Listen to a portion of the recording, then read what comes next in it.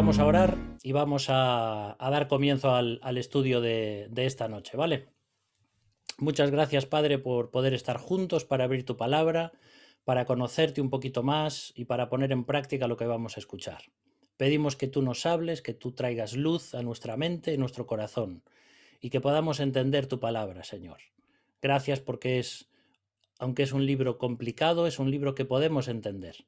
Y tú lo has puesto aquí también para que así sea. Por eso pedimos tu ayuda y que tu Espíritu nos ilumine. En el nombre de Jesús. Amén. Pues vamos adelante ahí con este epílogo del mundo. Así que a medida que vamos progresando en los capítulos de Apocalipsis, nos vamos acercando al final. Y así también en nuestra vida, cada año que pasa, estamos más cerca de ese momento en el cual podamos encontrarnos con Jesús. Vamos entonces a recordar que estuvimos viendo el martes pasado en cuanto a los 144.000 judíos, creo que os acordáis. Y aquí en ese capítulo que veíamos, en el 14, la primera parte, veíamos más detalles de estos judíos. Si os acordáis, daban detalles, por ejemplo, de que eran vírgenes, que no se habían contaminado con mujeres, etcétera, etcétera. Y también estuvimos viendo acerca de unos ángeles que daban una serie de mensajes para la humanidad. Entonces, esto fue un poquito lo que vimos el otro día, para recordar.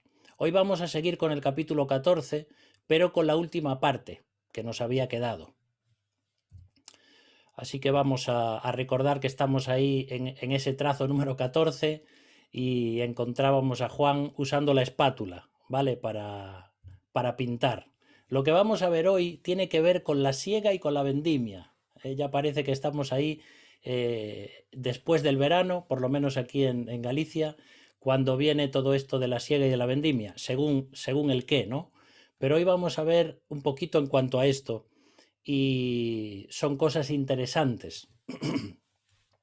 Vamos entonces a Apocalipsis 14 y también el versículo 14. Y está Juan ahí hablando y dice: miré y he aquí una nube blanca, y sobre la nube uno sentado semejante al Hijo del Hombre, que tenía en la cabeza una corona de oro y en la mano una hoz aguda. Vale, siempre estamos viendo cosas simbólicas, cosas literales también.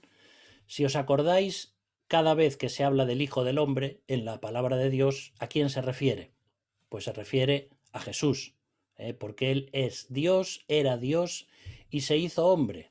Y es uno de los títulos con el que más le gustaba identificarse a Él mismo. De hecho, cuando hablaba con sus discípulos, no les decía siempre yo o mi persona, sino que decía, por ejemplo, como en algún versículo, ¿quién dice la gente que es el Hijo del Hombre? Y se refería a sí mismo con ese título. ¿Por qué? Porque quería mostrarles a las personas esa faceta suya que tenía, que no era simplemente un profeta, ni un enseñador de las escrituras o un rabí, sino que era el Hijo de Dios. Y de esa forma entraba en la mente de las personas para que las personas pudiesen comprender que era el Hijo del Hombre. También los judíos, que estaban versados en las Escrituras, cuando escuchaban la frase el Hijo del Hombre, recordaban también al profeta Daniel, porque creo que él fue el primero que habla acerca del Hijo del Hombre. Entonces, todo esto son cosas simbólicas y proféticas que nos están mostrando a Cristo. Ahora, dice ahí ese versículo que había una nube blanca, y lo que significa literalmente es una nube luminosa. ¿Vale? En ningún lugar de las Escrituras se habla de una nube luminosa, ni de una nube blanca. Siempre la Biblia nos habla con versículos que tienen que ver con nubes, muchos versículos sobre las nubes, pero el único en el que se muestra que hay una nube como rodeada de gloria, rodeada de luz, así como luminosa, es este versículo de Apocalipsis. ¿Por qué? Porque está el Señor, el Hijo de Dios, sentado sobre esa nube. Y hay cosas muy interesantes ahí. Por ejemplo, fíjate cómo dice Daniel capítulo 7 y versículo 13, que también otra forma de estudiar Apocalipsis es teniendo Daniel al lado. ¿Sabéis? Porque hay muchas cosas de Daniel que se complementan con el libro de Apocalipsis. De hecho, hasta hay algunos libros que te enseñan Apocalipsis, pero empiezan a partir de Daniel. Entonces se comprende mejor el libro de Apocalipsis. Pero bueno, para no hacer un estudio demasiado largo, pues hemos decidido hacer solamente el libro de Apocalipsis. Pero mira lo que dice Daniel 7:13. Miraba yo en la visión de la noche, y he aquí con las nubes del cielo venía uno como un hijo de hombre, que vino hasta el anciano de días y le hicieron acercarse delante de él. ¿Veis cómo a lo largo de toda la escritura van apareciendo versículos que muestran cosas muy parecidas a Apocalipsis? Primero porque son proféticos y segundo porque Juan también los va rescatando y los va usando para escribir el libro de la Revelación. Por supuesto que estaba inspirado por el Espíritu Santo, ¿no? Dios le inspiró a escribir este libro. Le inspiró en el sentido bíblico, ¿vale? No en el sentido que nosotros entendemos por inspiración. Cuando hablamos de que la Biblia es inspirada por Dios, no estamos diciendo que Dios le dio un momento de inspiración a los escritores, un momento de lucidez, de que se les ocurrió una buena idea. No, la palabra inspiración en la Biblia es literalmente soplar. Es como si Dios estuviese guiando el pensamiento del escritor bíblico para que escribiera aquellas cosas que Dios quería que escribiera. Pero aún así el escritor seguía teniendo su propia forma de pensar, sus estudios, su cultura, su temperamento, etcétera, etcétera. Tampoco la escritura se escribió de una forma dictada. No es que Dios empezó y dijo, Juan, empieza a escribir ahí que te voy a dictar todo lo que tienes que poner. En algunos casos sí es así. Y en algunos casos en la Biblia también es así. Dios dicta. En el caso de profecías, etc. Pero en muchas otras cosas son palabras que el escritor quiso usar y que Dios estaba guiando y protegiendo e inspirando para que el escritor escribiese de una forma perfecta, sin cometer ningún error. Es un tema muy bonito estudiar lo que es la inspiración de la Biblia y cómo es inerrante y cómo es de una forma que no tiene ningún fallo, es completamente veraz. Entonces ahí encontramos a Daniel diciendo estas palabras, como encontramos en Apocalipsis. En las nubes del cielo venía uno como un hijo de hombre. Y es lo que acabamos de leer en Apocalipsis. También hay otro versículo, aunque aquí dejé la misma cita, creo que me equivoqué, porque esto no es Daniel 7:13, pero aparece ahí, yo no sé si es en Mateo 24, pero no lo recuerdo bien, pero dice, entonces aparecerá la señal del Hijo del Hombre en el cielo, y verán al Hijo del Hombre viniendo sobre las nubes del cielo con poder y gran gloria. Tenéis que recordar que ahora estamos como en una especie de paréntesis, ¿vale? Juan está todavía con las copas esperando. En el próximo capítulo que veamos nos falta ver ese juicio de las 7 copas, pero ahora estamos con en un tiempo de paréntesis, donde Juan está describiendo diferentes escenas que están sucediendo o en la tierra o en el cielo. En este caso, estamos en una escena celestial, ¿vale? Y entonces aquí estamos viendo también cómo estas cosas estaban profetizando. Estamos situados, si pensamos en la historia del tiempo, en la historia humana, estamos en los últimos días o meses de la tribulación, antes de la segunda venida de Cristo. Y es por eso que se están dando toda esta serie de cosas y de juicios. Cuando se nos dice ahí en Apocalipsis que Jesús tenía en su cabeza una corona, esto nos muestra que es un símbolo de victoria, porque Él es el vencedor, porque Él ha vencido. Y esto se nos muestra desde los primeros capítulos de Apocalipsis. Y también cuando dice que en su mano tenía una hoz afilada, está mostrando justamente que viene una siega, pero una siega de juicio. Por eso veíamos antes, os decía que el título de esta tarde, de esta última parte del capítulo 14, tiene que ver con la siega y con la vendimia. Así que el Señor está preparado ya por fin para juzgar. Mira lo que dice también Mateo capítulo 13, versículos 41 y 42, que tiene que ver con todo esto que estamos viendo de Apocalipsis. Enviará el Hijo del Hombre a sus ángeles y recogerán de su reino a todos los que sirven de tropiezo y a los que hacen iniquidad, y los echarán en el horno de fuego. Allí será el lloro y el crujir de dientes.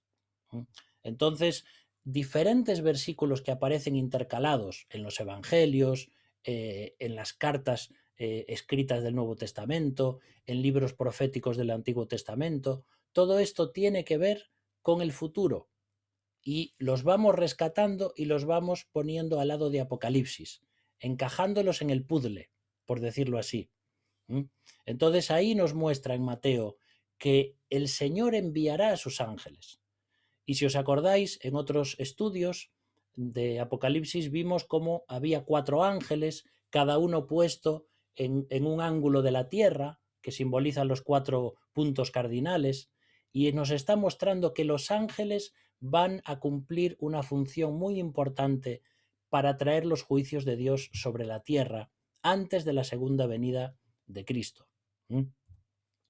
Por cierto, otro versículo que aparece en Mateo 24, y también recordad que Mateo 24 es prácticamente profético, nos está mostrando un versículo que a veces entendemos mal y lo identificamos con el arrebatamiento de la iglesia. Mateo 24:40 pone un ejemplo el Señor y dice, en ese momento, antes de la segunda venida de Cristo, dice, entonces estarán 2 en el campo, el uno será tomado y el otro será dejado. Fíjate cómo habla del campo y Apocalipsis habla de la siega. Y aquí está diciendo que uno es tomado ¿para qué? Para ser llevado al juicio, al lago de fuego y azufre. Y otro es dejado ¿para qué? Para que en la segunda venida de Cristo, al instaurar el reino, esa persona entre a formar parte del reino. Entonces, el que es tomado es el no creyente. El que es dejado es el creyente. Es un poco difícil de entender porque si intentas poner este versículo para la iglesia y con el arrebatamiento, entonces estás pensando que un día va a venir el Señor y entonces a nosotros los cristianos nos va a arrebatar y nos va a tomar y los otros van a ser dejados. Pero ese no es el versículo, eso no es lo que dice este versículo, porque está en el contexto de la tribulación. Nosotros ya no estamos aquí. Entonces, tiene que ver con esta siega que se va a hacer.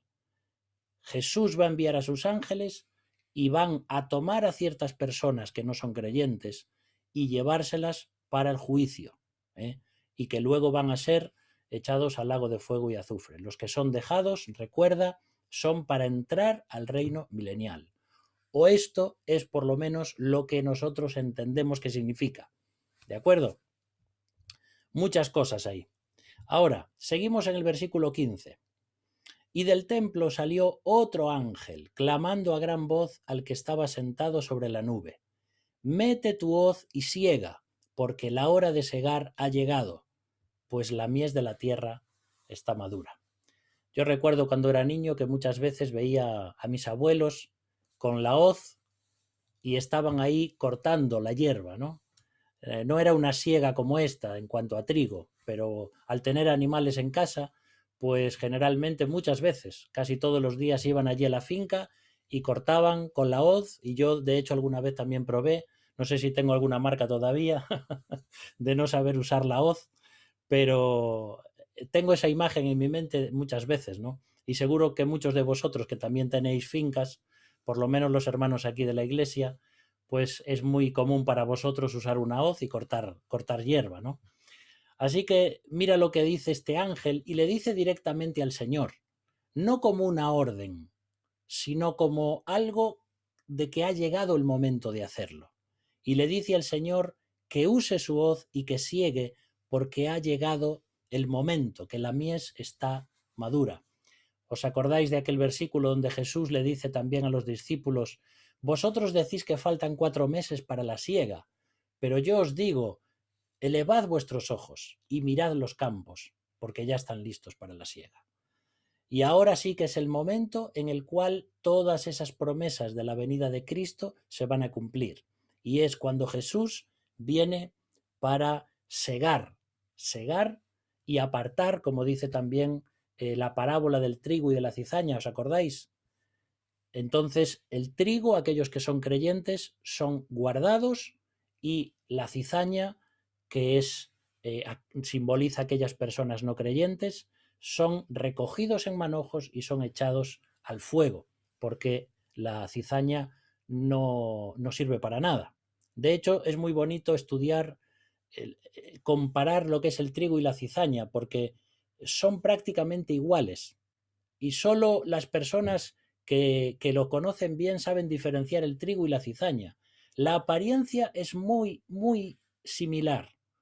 Sin embargo, el trigo tiene alimento y la cizaña es una mala hierba, pero aparentemente son iguales, crecen hasta la misma altura, tienen el mismo color, etcétera, etcétera. Y ahí en esa parábola también el Señor dice, cuando le preguntaban por qué no arranca la cizaña, y dice, no, no, dejadlo hasta el fin de los tiempos, y entonces vendrán los ángeles, y al trigo lo recogerán en graneros, y la cizaña la echarán para arder en el fuego. Se está refiriendo a estos momentos de la siega final que van a venir. Mira lo que dice también un versículo de Joel, Joel 3, versículo 13. Echad la hoz, porque la mies está ya madura. Venid, descended, porque el lagar está lleno, rebosan las cubas, porque mucha es la maldad de ellos. Entonces, estamos viendo aquí cómo tanto por un lado hay siega, de trigo, por ejemplo, como por otro lado hay vendimia, en el mismo versículo. Y es también algo que tiene que ver con Apocalipsis. Vale, versículo 16. Y el que estaba sentado sobre la nube, es decir, el Señor, metió su hoz en la tierra, y la tierra fue segada. Ahora, lo que me llama la atención es que ahí dice que está sentado. ¿Tú has visto alguna vez a alguien segar mientras está sentado?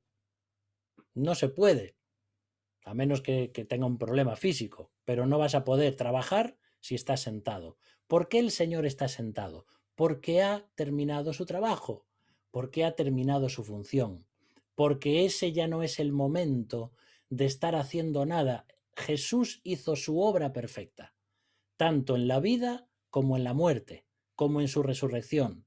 Y ahora lo único que hace es traer el juicio definitivo, el que faltaba. Por eso está sentado. Ahí puedes ver algunos personas que están ahí segando, y por supuesto que están trabajando agachados, ¿no? Como hay que cortar la hierba.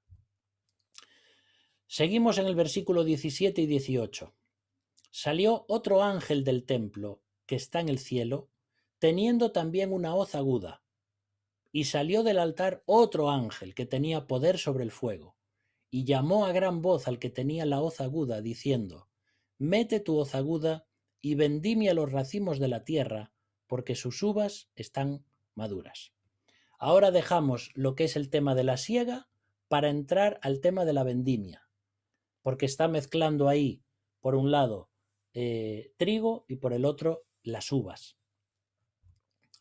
Y mira lo que nos dice Oseas en el capítulo 10 y versículo 1.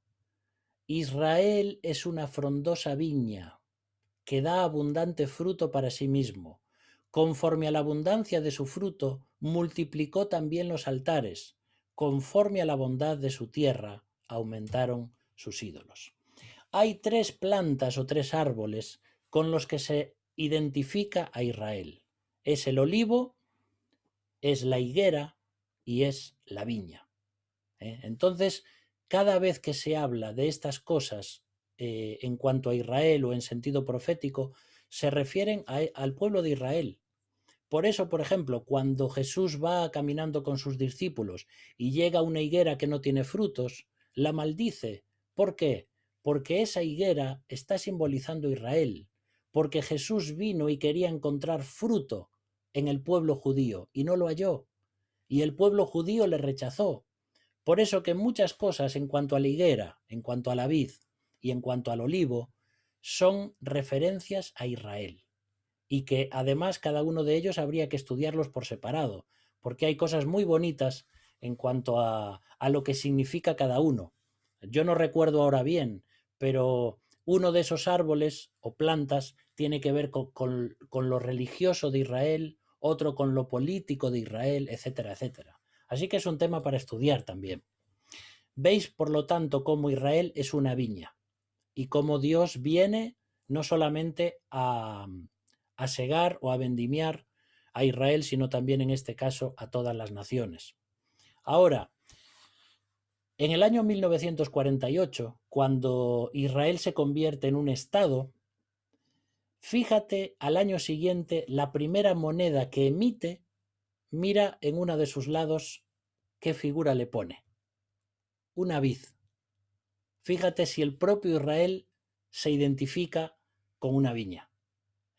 Así que sacan una moneda y como país, como Estado, la primera que hacen y les ponen en uno de sus lados la vid. Israel sabe muy bien, por las escrituras y por todo su contexto religioso, que él para Dios es como una vid, como una viña, como uvas. Sigue diciendo, versículos 19 y 20, y el ángel arrojó su hoz en la tierra, y vendimió la viña de la tierra, y echó las uvas en el gran lagar de la ira de Dios. Y fue pisado el lagar fuera de la ciudad. Y del lagar salió sangre hasta los frenos de los caballos por 1600 estadios. Así que encontramos ahí cómo se está ahora vendimiando, usando esta metáfora, y cómo estas uvas y esas personas están echando en el lagar de la ira de Dios, porque la ira de Dios todavía no ha venido sobre las personas que no han creído en Cristo. Ahí dice también que la sangre va a llegar hasta la altura, hasta el freno de los caballos. El freno de un caballo más o menos está a una altura de 1,80 m, ¿vale? 180 centímetros de alto. Lógicamente no sabemos si esto va a ser literal o no, porque que la sangre llegue a 1,80 m de alto es mucha sangre.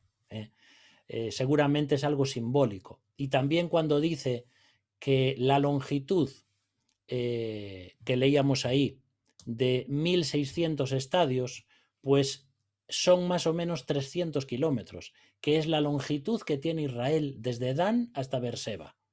Lo que está diciendo ahí Juan y el Señor es que en ese momento, cuando vengan los juicios de Dios sobre la tierra, van a ser tan terribles que así como el vino sube cuando uno pisa las uvas, de la misma forma la sangre va a llegar a una altura de 180 centímetros y se va a extender por todo Israel. Seguramente es simbólico, pero nos muestra lo cargado de la imagen en cuanto al dolor y al sufrimiento que va a pasar Israel y las naciones en estos momentos. Mira, hay una foto pisando el vino. Aquí muchos de nosotros o de vosotros que tenéis viñedos aquí en Galicia, y yo de niño también, cuántas veces hemos estado pisando uvas, pues de la misma forma dice ahí que Dios tiene un lagar en el cual va a pisar, por decirlo así, a las personas, a aquellas que no han querido aceptar el sacrificio de Cristo. Y también dice en Isaías 63 y versículo 3, he pisado yo solo el lagar, y de los pueblos nadie había conmigo. Los pisé con mi ira, y los hollé con mi furor. Y su sangre salpicó mis vestidos, y manché todas mis ropas. Mira, cuando uno piensa en que la ira de Dios cayó sobre Cristo cuando estaba en la cruz del Calvario, ahí encontramos la justicia de Dios y lo que significa para Dios el pecado. Pero las personas que no quieren saber de Dios, la ira de Dios, como dije algunas veces, todavía está pendiente para ellas. Cristo ya derramó su sangre en la cruz Cristo ya pagó el precio de nuestros pecados.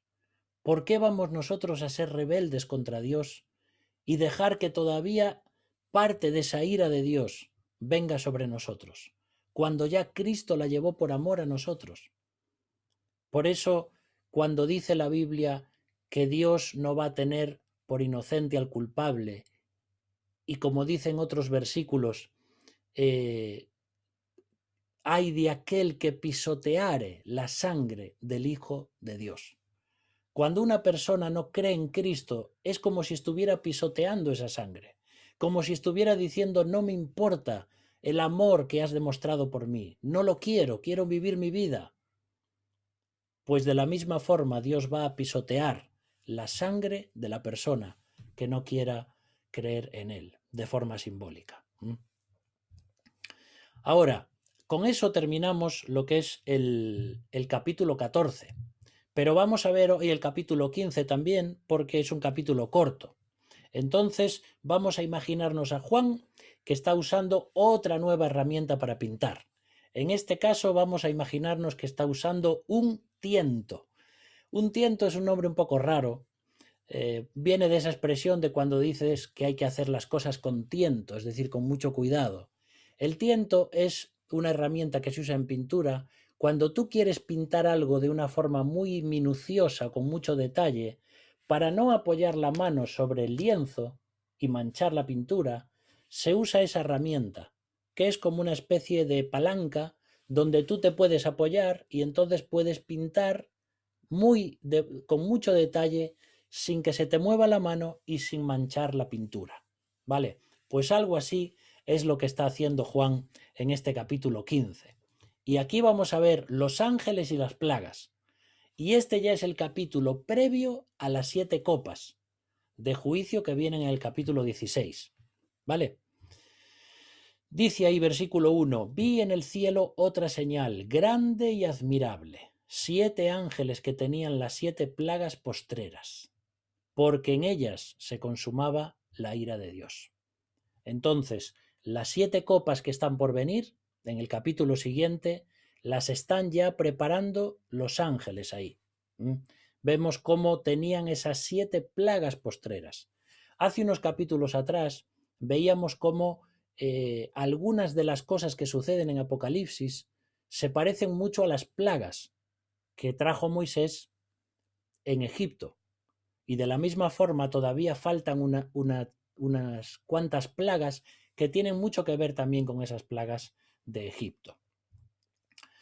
Cuando ahí habla de las plagas postreras, se refiere ya a las últimas, es decir, antes de que Cristo venga a la tierra en su segunda venida, faltan por derramar todavía esas 7 copas, pero van a ser las últimas. Ya no va a haber más juicios sobre la tierra, pues ya Cristo viene.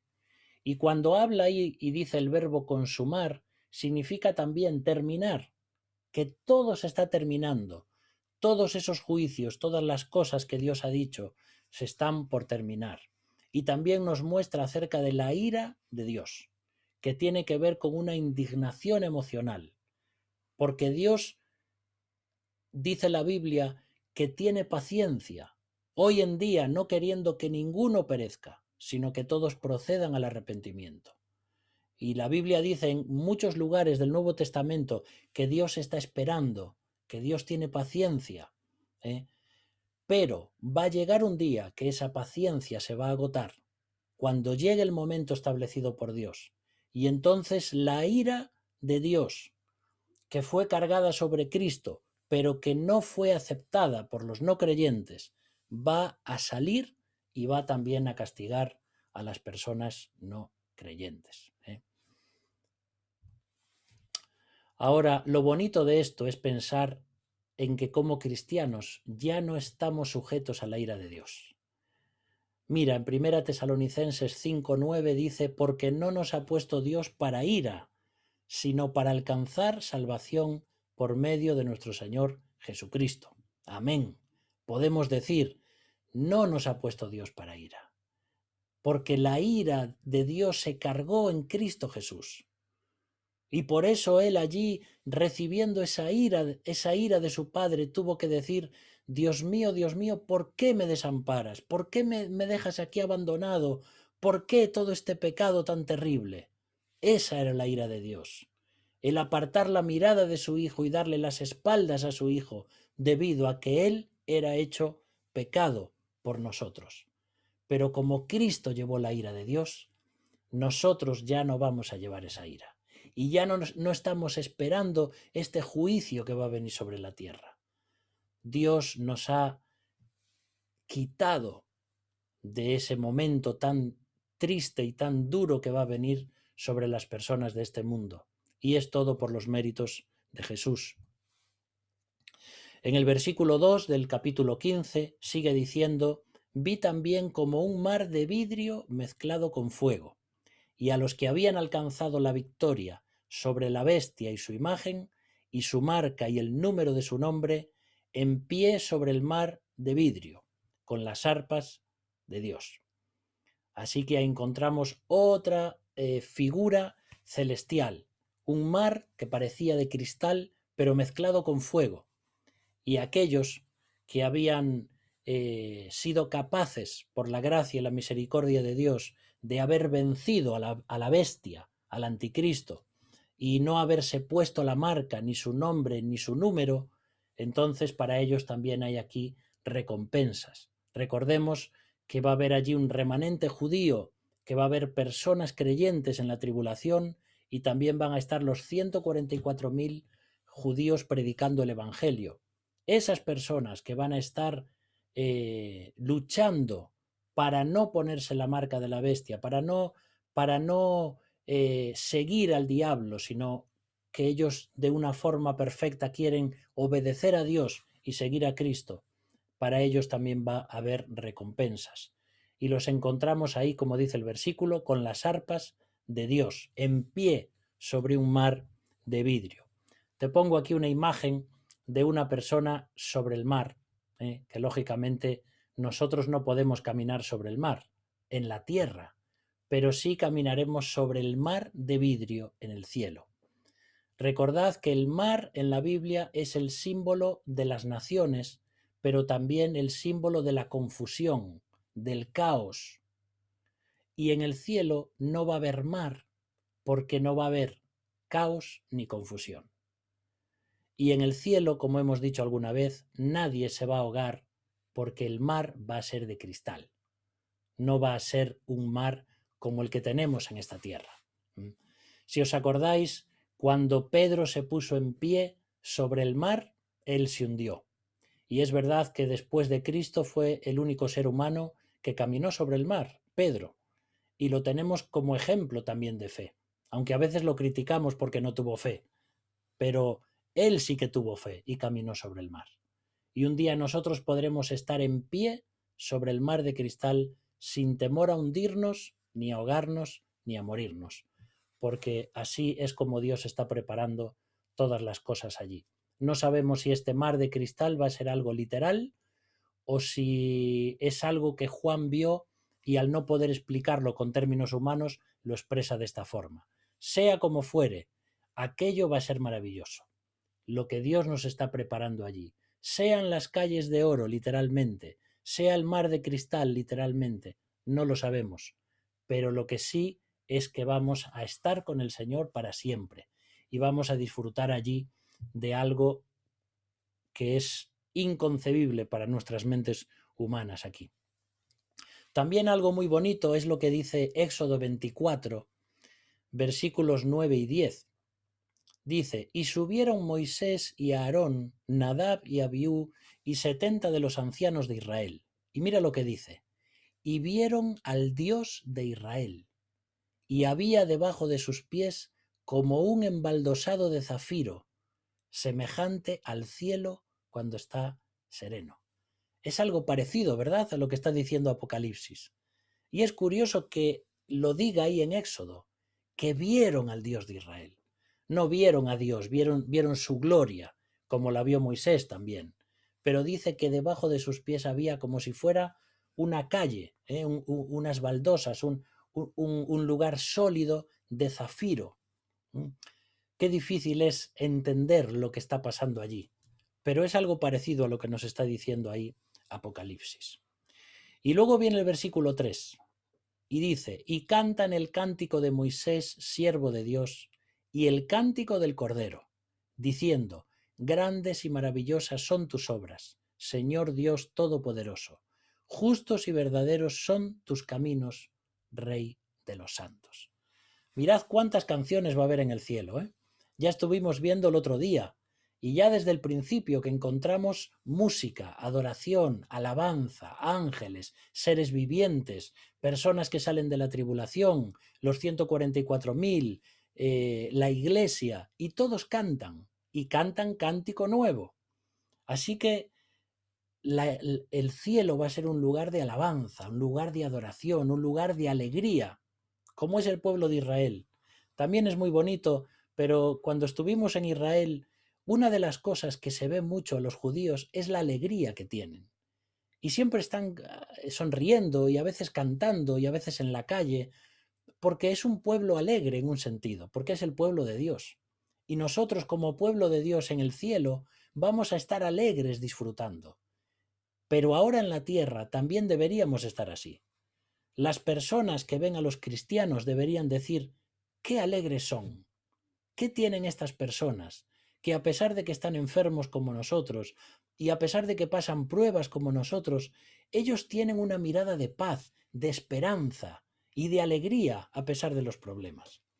Ahora mismo que estamos en medio de esta pandemia, las personas tienen que verte a ti y verme a mí y sí, saber que estamos preocupados por la situación mundial, pero tienen que ver paz en nuestros ojos, tiene que haber alegría, esperanza, y nosotros debemos compartirlo con ellos, porque esto es una pandemia pasajera, ¿eh?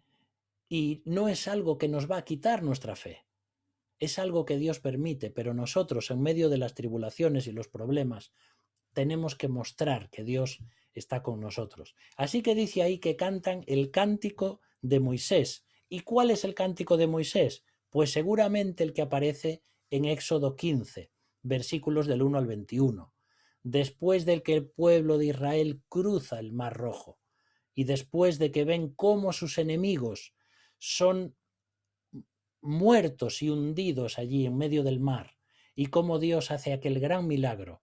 Dice que entonces Moisés hace una canción y todo el pueblo la canta. Y uno de los versículos de esta canción, o uno de los versos, por decir así, son el 1 y el 7 que he elegido, y mira lo que dicen. Entonces cantó Moisés y los hijos de Israel este cántico al Señor y dijeron, y con la grandeza de tu poder has derribado a los que se levantaron contra ti, enviaste tu ira, los consumió como a hojarasca. Y así como aquel pueblo de Israel que veía al ejército egipcio venir contra ellos y se asustaba, pero luego vieron cómo Dios los vencía en el mar. De la misma forma en Apocalipsis se canta el cántico de Moisés, porque aquellas personas están diciendo, cuando ya parecía que el anticristo y la bestia y el falso profeta y el dragón que es Satanás parece que vencían, Dios vino y hizo que todos ellos y aquellos que no son creyentes cayesen bajo el mar del juicio de Dios. Por eso allí en el cielo se va a cantar ese cántico de Moisés, porque vamos a proclamar y adorar a Cristo por su victoria.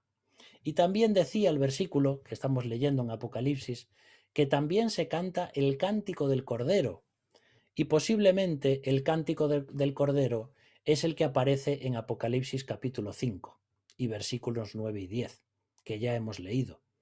Y ahí dice, y cantaban un nuevo cántico, diciendo, digno eres de tomar el libro y de abrir sus sellos, porque tú fuiste inmolado, y con tu sangre nos has redimido para Dios de todo linaje y lengua y pueblo y nación, y nos has hecho para nuestro Dios reyes y sacerdotes, y reinaremos sobre la tierra. Así que cuántas canciones nos esperan en el cielo, y estar pensando en cantar el cántico de Moisés, el cántico del Cordero, por la gran victoria que vamos a experimentar. Victoria ya por fin de dejar estos cuerpos de muerte, como dice el apóstol Pablo, de dejar un mundo caído, de dejar lágrimas, enfermedades, dolores, pruebas y estar por fin delante de aquel que nos amó, que murió por nosotros, el Señor Jesús. Le veremos y seremos semejantes a él, como dice Juan. Viene ahora el versículo 4 y dice: ¿Quién no te temerá, oh Señor, y glorificará tu nombre?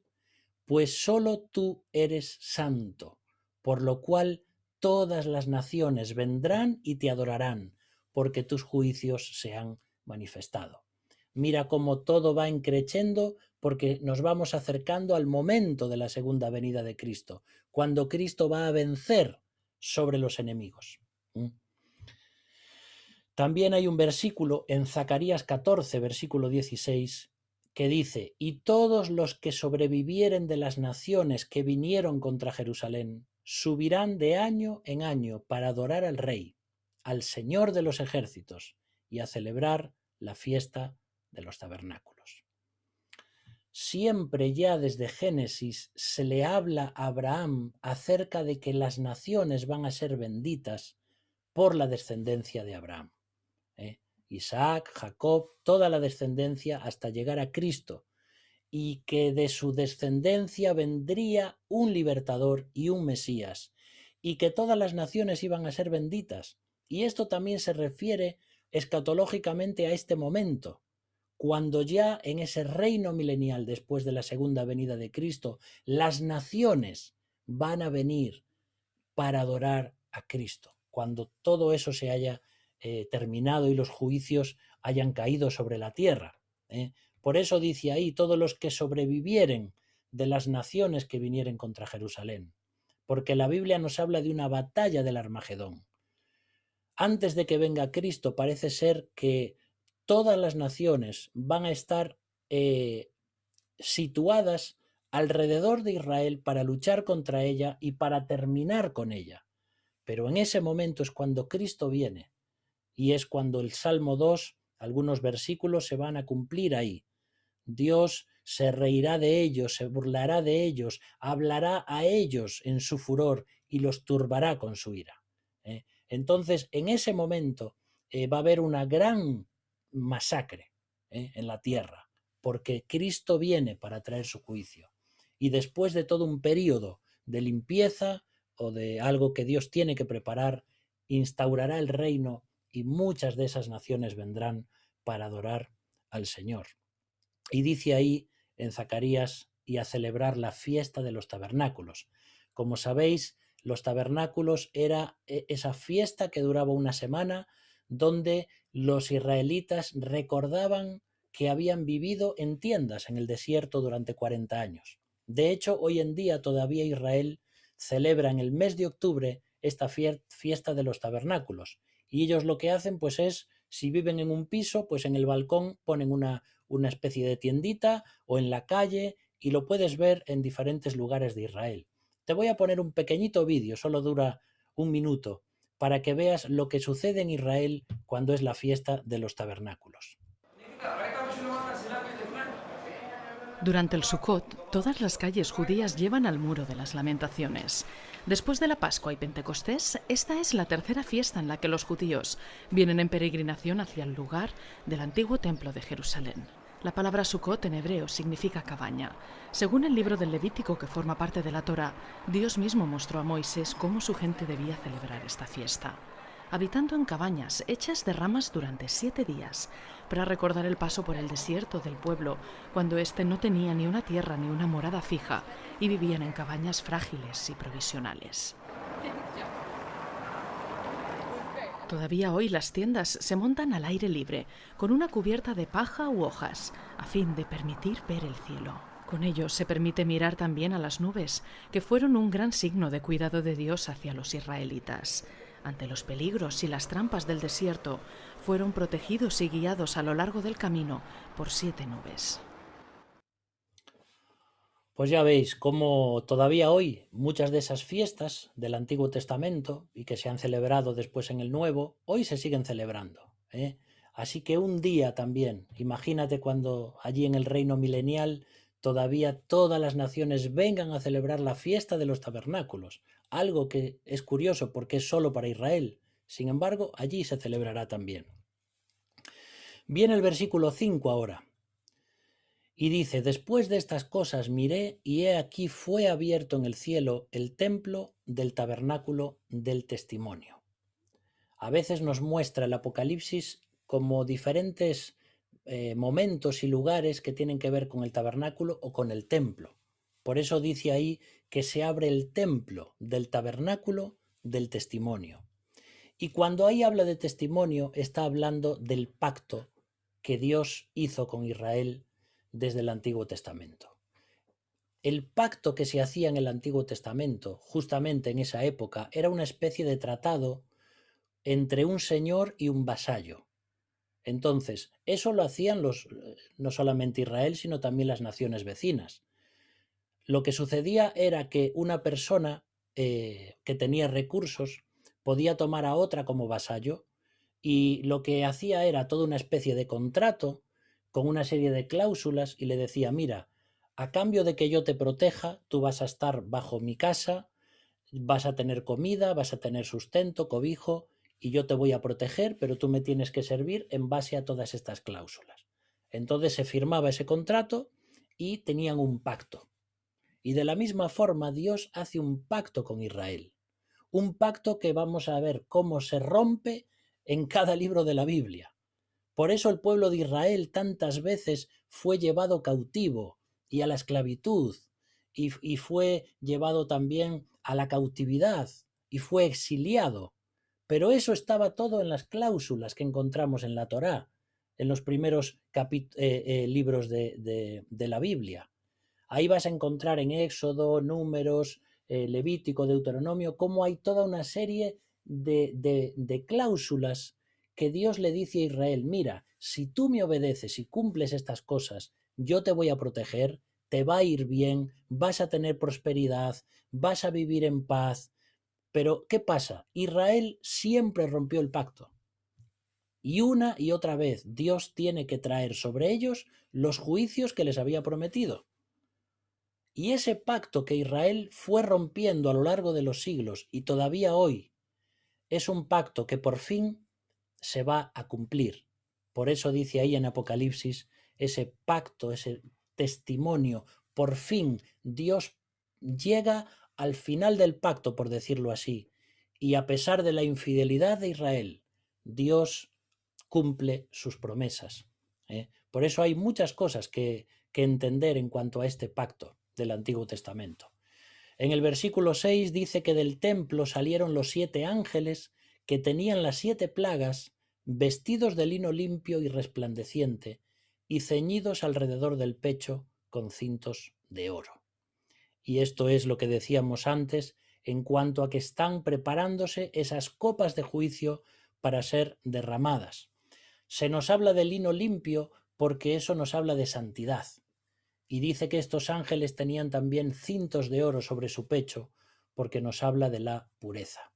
Aunque decíamos el otro día también de que los ángeles no saben lo que es ser redimidos, porque los ángeles buenos de Dios, los que no han caído y no han seguido a Satanás en su rebelión, ellos adoran a Dios, pero lo adoran de una forma perfecta, pero no saben lo que es haber sido redimidos como nosotros lo sabemos.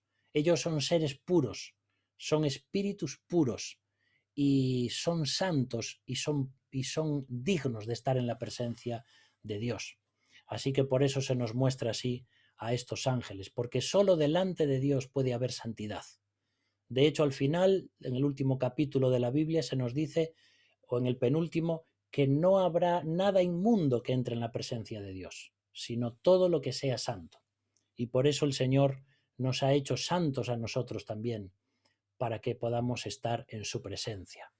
Y en el versículo 7 dice que uno de los 4 seres vivientes dio a los 7 ángeles 7 copas de oro, llenas de la ira de Dios, que vive por los siglos de los siglos. Así que así como una copa se bebe, Dios está preparando esas copas que van a ser vertidas también y que van a traer los juicios más terribles, los últimos, sobre toda la humanidad. También en Jeremías 51:7 hay un versículo que nos muestra también cómo la copa de oro tiene que ver con el juicio de Dios. Mira, dice, copa de oro fue Babilonia en la mano del Señor, que embriagó a toda la tierra. De su vino bebieron los pueblos, se aturdieron por tanto las naciones. Por eso vemos cómo Dios usaba diferentes naciones para traer juicio sobre Israel, y a veces las llamaba copas de oro. De la misma forma, estos juicios que vienen en el Apocalipsis, que ya son los últimos, tienen que ver también con todos estos juicios y naciones que Dios va a usar para castigar a la humanidad. Y el versículo 8 dice ahí que el templo se llenó de humo por la gloria de Dios y por su poder, y nadie podía entrar en el templo hasta que se hubiesen cumplido las 7 plagas de los 7 ángeles. Esto nos recuerda un versículo que tenemos, por ejemplo, en Éxodo 40, 34, 35, aunque hay más versículos que hablan acerca de la Shekinah, que es la gloria de Dios cuando se posaba sobre el tabernáculo. Dice, entonces una nube cubrió el tabernáculo de reunión, y la gloria del Señor llenó el tabernáculo. Y no podía Moisés entrar en el tabernáculo de reunión porque la nube estaba sobre él y la gloria del Señor lo llenaba. Entonces, de la misma forma, cuando Dios está presente, cuando la nube de Dios o el humo de Dios llena el lugar, es que es el momento de esperar. Y de la misma forma en Apocalipsis se nos dice que el humo llenó allí el templo. ¿Por qué? Porque Dios está a punto de derramar su juicio sobre la tierra y venir ya en su segunda venida en la persona de Cristo. Así que de esa forma es como encontramos todo lo que tiene que ver con estos capítulos de Apocalipsis. Vamos a ver, a sacar de aquí esto. Bien, para poder veros. Bien. Vale, si alguna persona quiere preguntar algo, alguna cosa.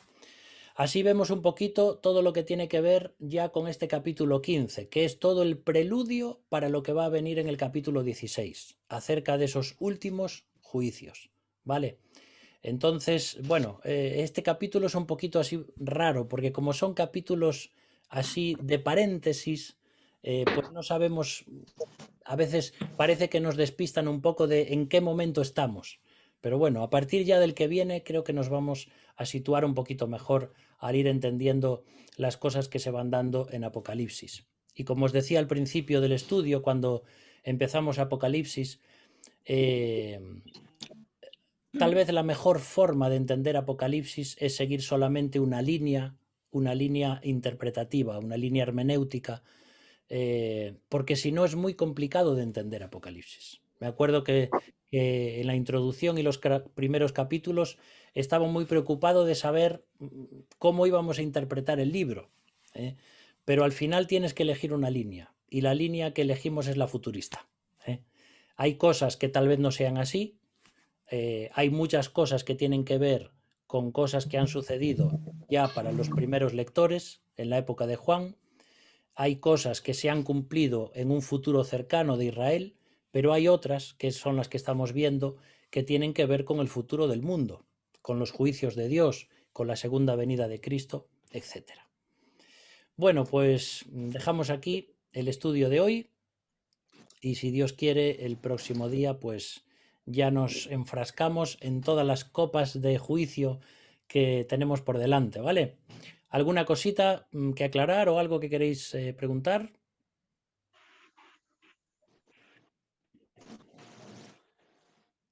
Muy bien. Vale, pues para terminar, le voy a pedir a Manolo de Barcelona, de Dalia. ¿Puedes terminar orando? ¿Sí? Para dar Sí, gracias. Padre Celestial, nos dirigimos nuevamente a ti en estos momentos cuando tú has permitido que a través de tu palabra y a través del hermano escogido para hoy podamos ver un poquito de las cosas que van a suceder en el futuro. Padre, tú siempre eres bueno para con nosotros y ahora, Señor, lo estás siendo porque nos permites ver, entender algo de lo que ciertamente va a suceder aquí en este mundo. También podemos ver que tú eres el soberano Dios de toda la creación, pero al mismo tiempo eres el que vas a dirigir y estarás por encima de todos los acontecimientos. Nada hay que pueda esconderse de tu presencia, ni pueda venir sin que tú lo permitas. Y esto, oh Dios, nos da confianza y seguridad y una tremenda esperanza de saber que los redimidos estaremos con Cristo Jesús en el reino de los cielos o en el lugar, el sitio en que Él ha ido a preparar para nosotros. Padre Celestial, bendito seas, sé con nosotros en todo y dirígenos, guárdanos. Así lo pedimos, dándote gracias en el nombre de Jesucristo. Amén. Amén. Amén. Amén. Muy bien, hermanos, muchas gracias por estar ahí presentes y que Dios os bendiga mucho.